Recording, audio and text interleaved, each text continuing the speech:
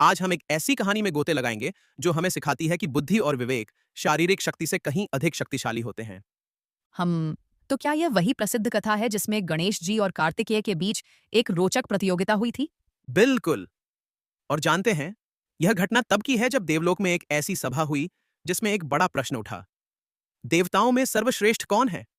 और इस सवाल का जवाब ढूंढने के लिए एक अनूठी प्रतियोगिता रखी गई, पृथ्वी की परिक्रमा की। देखिए कैसा विरोधाभास था। एक तरफ कार्तिकेय, जिनके पास था तेज रफ्तार वाला मोर, और दूसरी तरफ गणेश जी, जिनका वाहन था एक छोटा सा मूषक। उम, और फिर क्या हुआ जब कार्तिकेय ने अपनी यात्रा शुरू की? कार्तिकेय ने अपने मोर पर सवार होकर 7 समुंदर पार किए, हिमालय की चोटियों को छुआ और कई पवित्र स्थानों पर रुके। उनकी गति इतनी तेज थी कि देवता भी दंग रह गए। लेकिन गणेश जी का दृष्टिकोण बिल्कुल अलग था। वे तो बस अपने माता पिता के पास गए और हाँ, उन्होंने अपने माता पिता की परिक्रमा की और कहा कि माता पिता ही संपूर्ण ब्रह्मांड हैं। यह कितना गहरा दर्शन है ना? यही नहीं, इस एक कार्य ने पूरी प्रतियोगिता का रुख ही बदल दिया। सभी देवता इस सरल लेकिन गहन विचार से प्रभावित हो गए। जानते हैं, हमारे पुराणों में ऐसी कई कथाएं हैं जो बताती हैं कि बुद्धि और विवेक का महत्व शारीरिक शक्ति से कहीं ज्यादा होता है। और इसी कारण गणेश जी को प्रथम पूज्य का दर्जा मिला।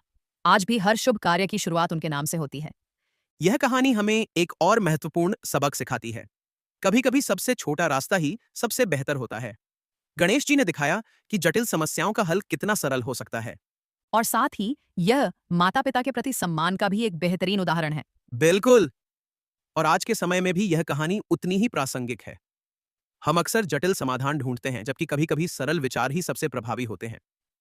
तो क्या यही कारण है कि गणेश जी को बुद्धि का देवता भी माना जाता है? हाँ, और इसीलिए उन्हें विघ्नहर्ता भी कहा जाता है, जो सभी बाधाओं को दूर करते हैं।